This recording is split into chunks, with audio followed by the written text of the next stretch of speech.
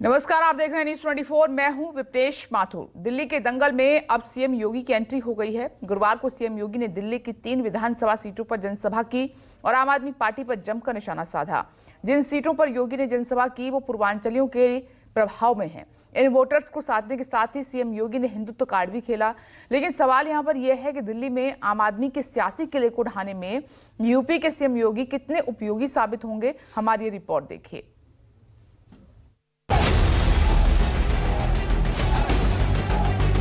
इन लोगों ने दिल्ली को तो एक कूड़ा घर बना दिया है, दिल्ली को व्यवस्था का एक अड्डा बना दिया है। यहां पर आम आदमी पार्टी आपकी भावनाओं के साथ खिलवाड़ कर रही है। केजरीवाल एंड कंपनी ने बांग्लादेशी घुसपैठियों और रोहिंग्या को वहां पर बसाने का काम कर दिया है।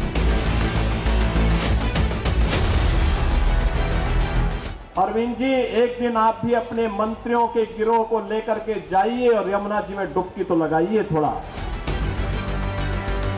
डबल इंजन सरकार से ही दिल्ली की कायाकल्प होगी। जय श्री राम। सीएम योगी किसी भी राज्य में चुनाव प्रचार के लिए सियासी पिच पर उतरते हैं तो जय श्री राम के उद्घोष के साथ शुरुआत करते हैं और हिंदुत्व के मुद्दों को धार देते नजर आते हैं। दिल्ली में जब सीएम योगी ने गुरुवार को प्रचार अभियान का मोर्चा संभाला तो अंदाज वही पुराना था, बस सियासी पिच इस बार नई और चुनौतीपूर्ण थी। जय श्री राम, जय जय श्री राम। कुछ इसी तरह दिल्ली के दंगल में यूपी के मुख्यमंत्री योगी आदित्यनाथ ने एंट्री ली और दिल्ली में बीजेपी के प्रचार अभियान को धार दी। सीएम योगी दिल्ली के किराड़ी में आम आदमी पार्टी पर जमकर बरसे। गुरुवार दोपहर सीएम योगी ने किराड़ी के प्रेम नगर में जनसभा को संबोधित किया। दिल्ली विधानसभा चुनाव को लेकर यह सीएम योगी की पहली जनसभा रही। इस दौरान उन्होंने दिल्ली की आप सरकार को सबसे पहले यमुना के सफाई के मुद्दे पर घेरा। आरोप लगाया कि दिल्ली में आपकी सरकार ने यमुना को गंदा नाला बनाकर छोड़ दिया। दिल्ली में आम आदमी पार्टी की सरकार का पाप का भुक्तभोगी हमारी पावन मथुरा वृंदावन के श्रद्धालुओं को और संतों को भी उठाना पड़ता है। वहां मां गंगा एक गंदे नाले में बदल करके जाती है। जब भी नमामि गंगे परियोजना के अंतर्गत मां यमुना की शुद्धता की बात आई, स्वच्छता की बात आई, तो अरविंद केजरीवाल एंड कंपनी ने कोई सहयोग नहीं किया। सीएम योगी ने आपके संयोजक अरविंद केजरीवाल को चैलेंज दिया कि जिस तरह उन्होंने प्रयागराज में गंगा में डुबकी लगाई है, इसी तरह क्या अरविंद केजरीवाल दिल्ली की यमुना में अपनी कैबिनेट के साथ डुबकी लगा सकते हैं। वैसे बीजेपी के एजेंडे में बिजली, पानी और सड़क तो है ही। सीएम योगी ने दिल्ली दंगों का अपने भाषण में जिक्र भी किया और आम आदमी पार्टी पर गंभीर आरोप लगाए। योगी यहां तक कह गए कि आपके नेता दिल्ली वालों को न सिर्फ गुमराह कर रहे हैं बल्कि उन्हें धोखे में भी रखते हैं। दिल्ली की जनता को तो इन्होंने जन सुविधाओं से वंचित रखाई, साथ साथ राष्ट्रीय सुरक्षा के साथ खिलवाड़ भी इन्होंने उन अपने शरारत भरी कृत्यों से किया है। आपने देखा होगा 2020 में दिल्ली के अंदर किस तरीके से दंगे करवाए गए और आम आदमी पार्टी के पार्षद और उनके विधायकों की संलिप्तता इस पूरे षड्यंत्र में सामने आई थी। अब यहां समझने वाली बात ये कि बीजेपी ने अपने फायर ब्रांड नेता योगी आदित्यनाथ को सबसे पहले किराड़ी विधानसभा सीट पर ही क्यों उतारा, तो इसकी भी खास वजह है। दरअसल किराड़ी विधानसभा सीट से बजरंग शुक्ला बीजेपी के उम्मीदवार हैं, जिनका ताल्लुक उत्तर प्रदेश के सुल्तानपुर से है।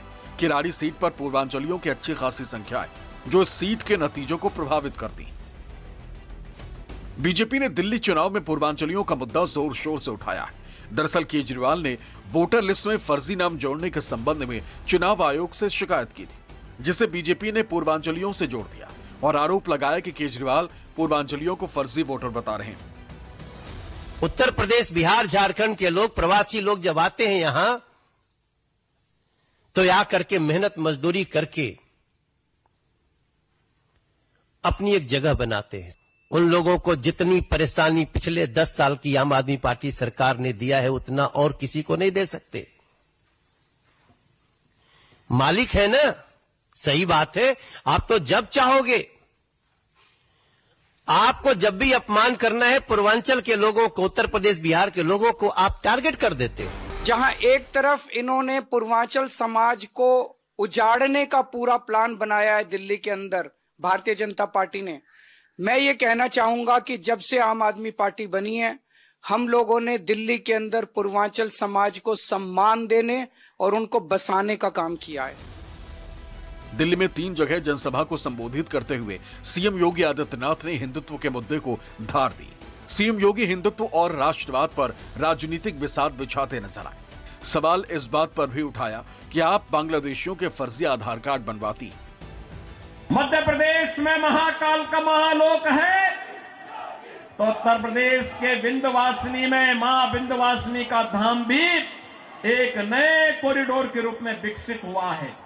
अयोध्या में 500 वर्षों के बाद फिर से रामलला विराजमान हो गए हैं। ओखला दिल्ली के अंदर उद्योग तो नहीं लगने दिए, कोई रुचि भी नहीं ली, लेकिन इसमें बांग्लादेशी घुसपैठियों को, रोहिंग्या को जरूर बसाने का काम किया है।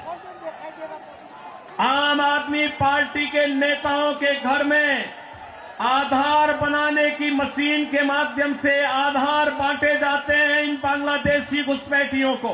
2020 में भी योगी जी आए थे और बहुत सारे झूठ बोले थे।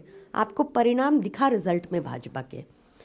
अब भी योगी जी आए हैं और झूठ बोल रहे हैं। सबको पता है कि हरदीप पुरी जी ने 17/8/2022 को सार्वजनिक तौर पे ट्वीट करके पीएमओ को टैग करके बकायदा बताया कि उन्होंने दिल्ली में रोहिंग्या को बसाया है। बीजेपी पहले से ही केजरीवाल को राम, रामायण और सीता के मुद्दे पर घेर रही। केजरीवाल के रामायण के स्वर्ग मृग वाले बयान पर बीजेपी ने उन्हें घेरते हुए चुनावी हिंदू बताया।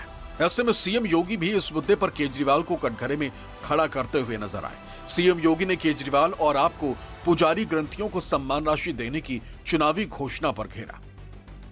इन्होंने यहां पे दिल्ली में भी घोषणा की कि मुल्ला और मौलवी को यहां पर पहले से ही ये लोग वेतन देते थे। आज दिल्ली की आर्थिक स्थिति इतनी बदहाल कर चुके हैं कि उनको भी कई महीनों का नहीं मिला, और जब वहां से हो हल्ला शुरू हुआ तो इन्होंने उसको डाइल्यूट करने के लिए कहा कि हम पुजारियों को भी देंगे।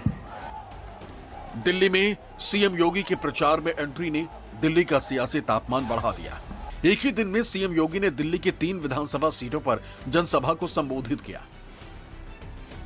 दोपहर में सीएम योगी ने किराड़ी में जनसभा की। इसके बाद शाम में करोल बाग में मोर्चा संभाला। देर शाम जनकपुरी में योगी ने प्रचार को धार दी। आज जिन विधानसभा सीटों पर सीएम योगी ने जनसभा संबोधित की, उन पर पूर्वांचलियों का अच्छा खासा प्रभाव है, जिन्हें साधने के लिए सीएम योगी ने यूपी के विकास कार्यों का जिक्र किया। दिल्ली के ओखला और यूपी के नोएडा की तुलना की। योगी आदित्यनाथ जी जब दिल्ली आए हैं, मैं उनसे पूछना चाहता हूं कि यूपी के सरकारी स्कूलों का जो इतना बुरा हाल है, टाट पट्टी पे यूपी के सरकारी स्कूल चल रहे हैं। 10 साल से उनकी सरकार है, वो अपने सरकारी स्कूलों को ठीक नहीं कर पाए। अगर उनको जरूरत है, हम दिल्ली से अपने शिक्षा मंत्री को भेज देंगे उत्तर प्रदेश, उनको भी सिखा देंगे कि सरकारी स्कूल कैसे ठीक किए जाते हैं। योगी आदित्यनाथ वैसे तो पूरे देश में अपने हिंदुत्व की राजनीति वाली लाइन पर बीजेपी के लिए चुनाव प्रचार करते रहे, लेकिन दिल्ली में रहने वाले पूर्वांचल के वोटर के बीच बीजेपी उनका इस्तेमाल करना चाहती है। यही वजह है कि सीएम योगी दिल्ली में कुल 14 जनसभा करेंगे, जिसका शेड्यूल पहले से तय किया जा चुका है। शेड्यूल के मुताबिक 28 जनवरी 2025 को सीएम योगी दिल्ली की 4 विधानसभा सीटों पर रैली करेंगे। इनमें मुस्तफाबाद, गोंडा, शाहदरा, पटपड़गंज सीट शामिल है। इसके बाद 30 जनवरी 2025 महरौली, आरकेपुरम, राजेंद्र नगर और छतरपुर विधानसभा सीट पर सीएम योगी प्रचार को धार देंगे। इसके अलावा 1 फरवरी 2025 को दिल्ली की पालम, बिजवासन और द्वारका विधानसभा सीट पर जनसभा को संबोधित करने का शेड्यूल है। सीएम योगी की छवि एक मजबूत राजनेता और सख्त मुख्यमंत्री की है, इसलिए चुनाव देश के किसी भी राज्य में हो, बीजेपी उन्हें स्टार प्रचारकों की लिस्ट में हमेशा रखती है। हालांकि दिल्ली में बीजेपी के लिए योगी कितने उपयोगी साबित होंगे, ये चुनावी नतीजों के बाद ही साफ होगा। लेकिन फिलहाल तो सीएम योगी फुल एक्शन में और दिल्ली में कमल खिलाने के लिए पूरी ताकत के साथ प्रचार अभियान में जुटे। Bureau report, news 24। दिल्ली विधानसभा चुनाव में सीएम योगी की काफी डिमांड है। बीजेपी के उम्मीदवार चाहते हैं कि उनके विधानसभा क्षेत्र में योगी की रैली हो। हालांकि बिजी शेड्यूल को देखते हुए 14 सीटों पर ही सीएम योगी जनसभा को संबोधित करेंगे या फिर रैली करेंगे। सीएम योगी की मांग इसलिए सबसे ज्यादा है क्योंकि बीते कई राज्यों के चुनाव में उनका स्ट्राइक रेट काफी अच्छा रहा है। हमारी एक और रिपोर्ट देखिए।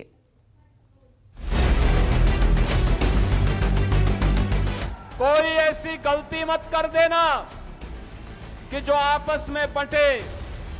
याद रखना, बटे तो कटे। एक है तो सेफ है और बटे थे तो कटे थे। जब भी जाति के नाम पर, क्षेत्र के नाम पर, भाषा के नाम पर बंटे हैं तो निर्ममता से कटे भी हैं।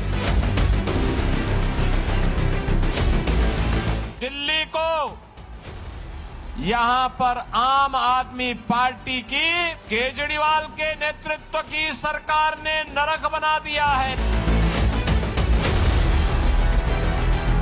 दिल्ली के अंदर अराजकता को बढ़ावा देने का काम इन्होंने किया है।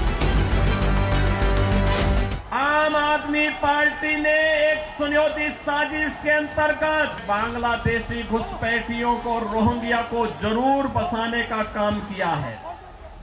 चुनाव लोकसभा का हो, चुनाव विधानसभा का या फिर चुनाव निगम का, जब सीएम योगी प्रचार की कमान संभालते हैं तो नतीजों में इसका असर साफ दिखाई देने लगता है। और बीते कुछ समय से कई राज्यों के विधानसभा चुनाव के नतीजों ने यह साबित भी किया कि योगी जब जब चुनावी मैदान में उतरे तो कैसे उन्होंने हारी हुई बाजी को जीत में बदल दिया। बटेंगे तो नहीं, एक रहेंगे, एक रहेंगे। विधानसभा चुनाव में भारतीय जनता पार्टी उत्तर प्रदेश के मुख्यमंत्री योगी आदित्यनाथ को एक ट्रम्प कार्ड के तौर पर इस्तेमाल करती है, चाहे वो किसी भी राज्य का चुनाव हो।